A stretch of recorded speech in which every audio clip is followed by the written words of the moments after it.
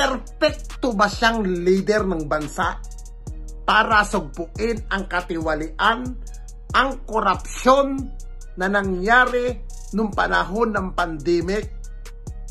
Pera na ginasta, yung perang ginagamit, yung nilustay doon sa putak mo na BP Sara mo. Ha? Pera ng taong bayan yan. Yung confidential fund na hindi masagot-sagot. Ang daming style, ang daming drama. Parang ikaw, madrama ka rin sa buhay mong matandang ulyanin ka.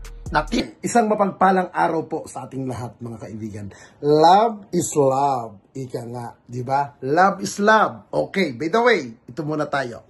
Alam niyo mga kapatid, may kasabihan ang ating mga nakakatanda. May kasabihan ang mga senior citizen natin. Kung tawagin natin ay mga lolo at lola. Di ba? Alam niyo po, yung sinasabi po nila na kasabihan na isa na hindi ko rin po makakalimutan ay ito pong bagay. Itong bagay na bago ka pumutak, bago ka pumuna, tignan mo muna ang mga palad mo. Tignan mo muna ang sarili mo kung gaano ka ba katino. Gaano ka ba ka-effective na leader. Lalong-lalo na, ikaw ba ay malinis? Ikaw ba ay sumugpo sa mga tiwaling tauhan mo? Ito pong tanong na ito na sinasabi ng mga nakakatanda ay tanong ko po ito kay dating Pangulong Rodrigo Roa Duterte na kung saan nagsalita nga po siya nung isang araw na tila na nakakalimot siya sa mga pinagsasabi niya na kung saan po, naaalala niyo po ba yung issue ng pharmacy scandal? Naaalala niyo po ba? Sino po ang mga dawit doon? Ginoong Duterte.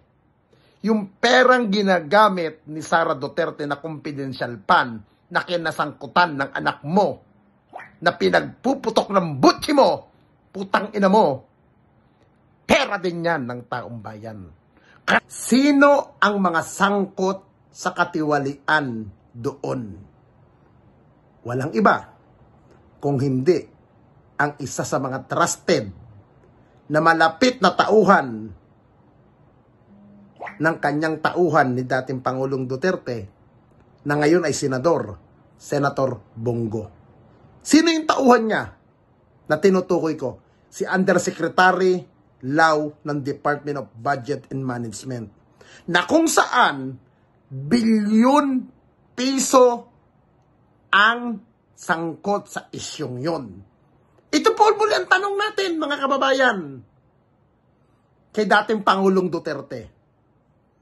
Perpekto ba siyang leader ng bansa para sugpuin ang katiwalian, ang korupsyon na nangyari nung panahon ng pandemic?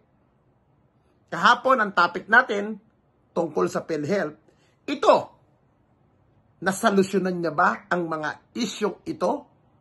Itong pharmacy na kinasangkutan ng sarili niyang tauhan, ng tauhan niya? Panoodin po natin to. Panahon na para tawagin natin at sabihin under contempt na si Lau. Pirmado na ni Senate President Vicente Sotto III ang arrest order laban sa dating head ng Procurement Service ng Department of Budget and Management o PSDBM na si Attorney Lloyd Christopher Lau.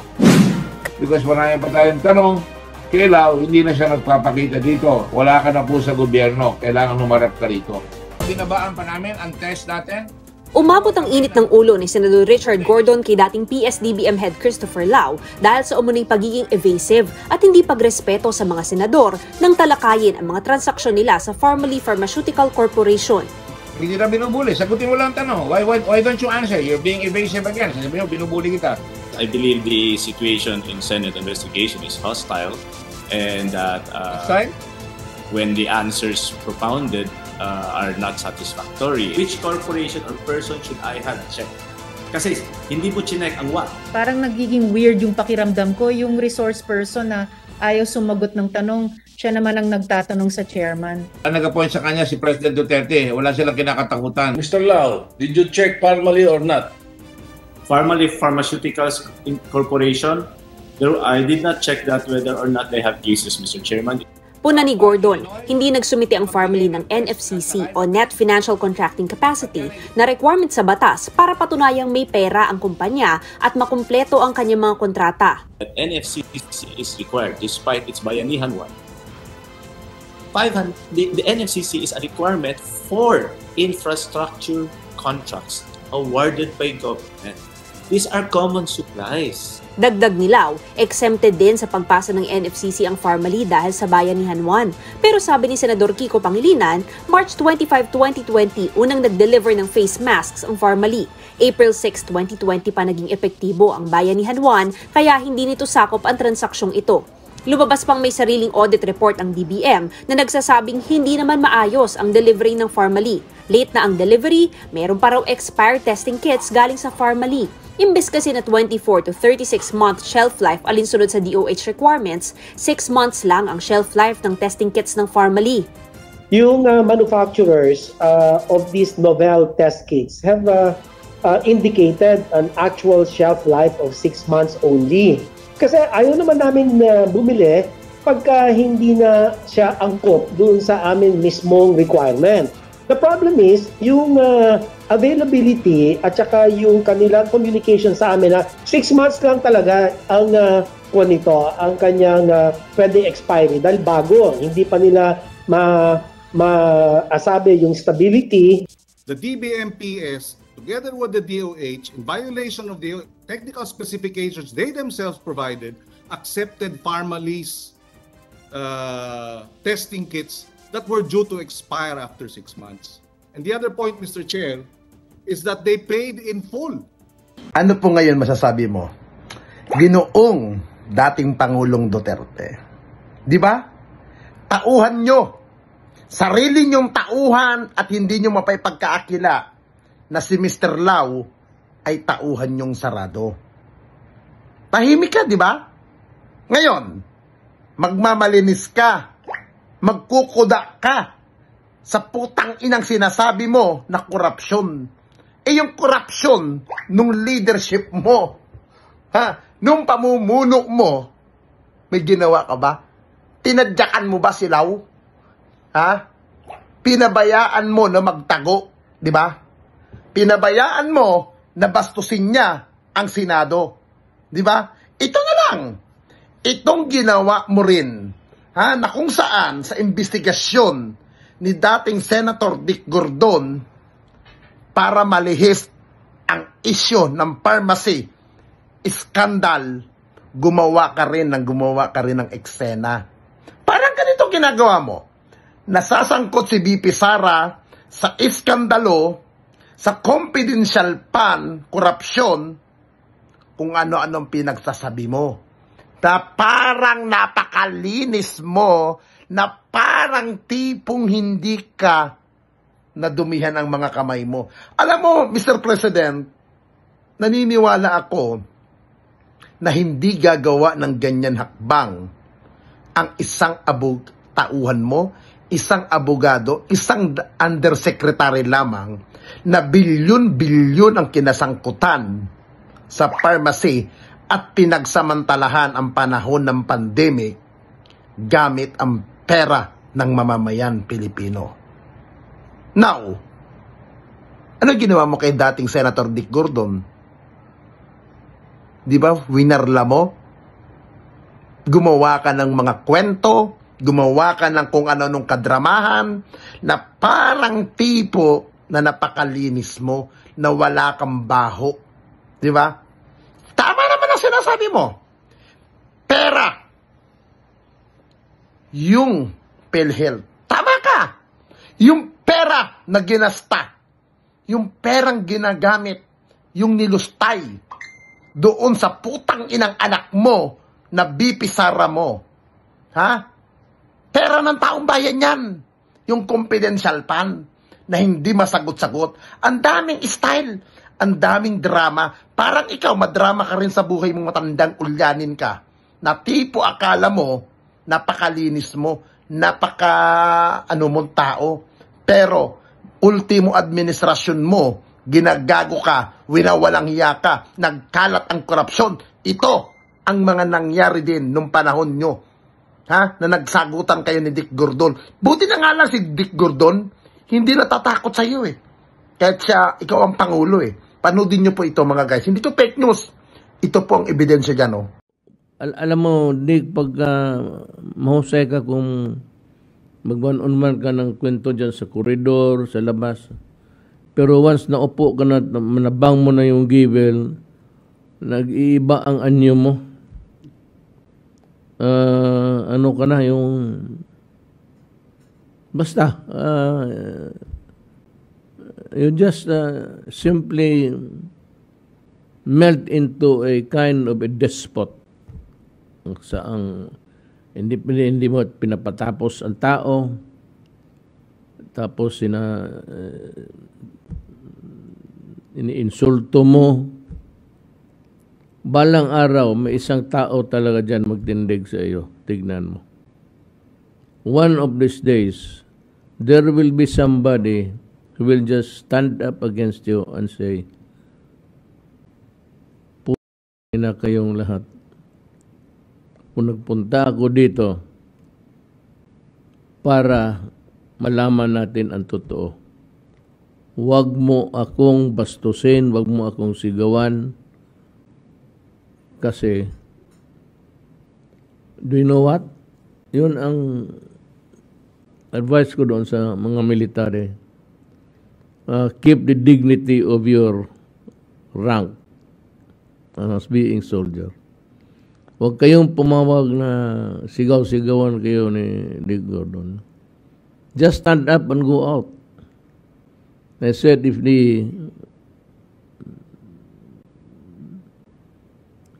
sergeant at arms i-detain ka, then once I hear about it, I will go to the Senate and get you, extract you. Yan talaga ang mangyari. Then, Senator Gordon, we will be having trouble in government. Then, Mr. Gordon, we will be having a crisis. Then, Mr. Gordon, at the end of the day, it is the country who will suffer.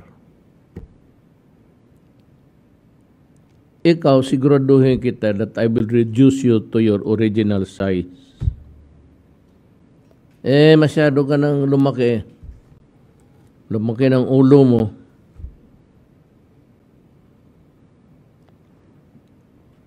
So it's about time na, isauli kita sa dati mong pagkatao. The word war between President Rodrigo Duterte and Senator Richard Gordon is seemingly far from over as the senator hits back anew at the president in the 8th Senate Blue Ribbon Committee hearing today. After he was once again lambasted by the president in his public address last night, Gordon calls the president a bully, saying that he is not afraid of the chief executive. He also recalled the times when cabinet members who were tasked to lead the government's COVID-19 response asked for help from the Philippine Red Cross, where he sits as the chairman. You're a bully. And I'm sorry, Mr. President. The Filipino people can fight back against bullies. Filipino can have a revolution against bullies. Quite frankly, Mr. President, you are boring. Hindi ako natatakot sa inyo. Hindi po ako duwag. Do your worst, Mr. President, as you did with ABS-CBN. But Yan ang problema sa iyo, Ginoong Rodrigo Duterte. Pag ang sinasabi against sa iyo, pag ang sinasabi ay hindi maganda laban sa iyo, ang atake mo, pambubuli. Kung ano-ano ang mga patutsyada mo. Di ba? Diyan ka magaling. Diyan ka mahusay. Di ba? Yan ang kakayahan mo. Ang mangulol Manggago, magputang ina, para ang datingan, pabida ka. Di ba? Yan ang galing mo, Ginoong Duterte. Pero sa katotohanan na masakit, mamamatay ka na lang, na matanda ka, na wala kang kinatandaan. Yung sinasabi mo, ginugurgur ang pera ng gobyerno, ang pera ng taong bayan, tandaan mo, Ginoong Duterte, yung perang ginagamit ni Sara Duterte na confidential fund na kinasangkutan ng anak mo, na pinagpuputok ng butsi mo, putang ina mo, pera din yan ng taong bayan.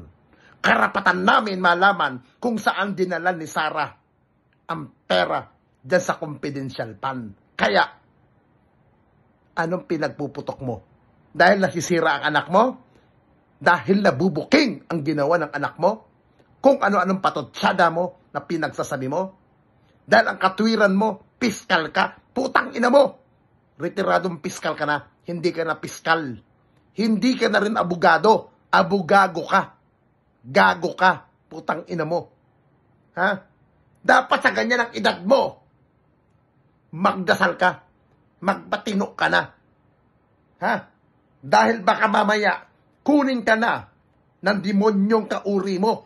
Putang ina mo ka. Nagmamalinis ka. Naakala mo napakatino mo. Naakala mo wala kang bahid ng korupsyon. Sagutin mo yung si hamon sa'yo ni dating Senator Trillanes.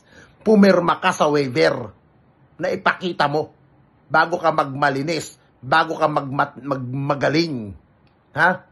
Yan ang gawin mo. Baka sakali na maniwala pa ako sa'yo. Ako, naging tao mo ako eh. Ha? Naging tauhan nyo ako. Kaya alam ko ang kalakaran dyan sa Duterte. Pag ang tao, inaatake kayo ng kung sinong politiko, pinapakuyog nyo. Pinapaatake nyo sa mga troll, sa mga vlogger. Dahil galing ako, hindi nyo ako may tatanggi. Ha? Bayad ang mga tauhan mong tanga. Kaya alam ko ang galawan nyo dyan. Nagpapanggap kang matino, nagpapanggap kang ape, pero kayo ang nang-aapi sa kaban ng bayan na pinagkakakitaan nyo, pinagbubulsan ninyo, mga poki ng ina ninyo.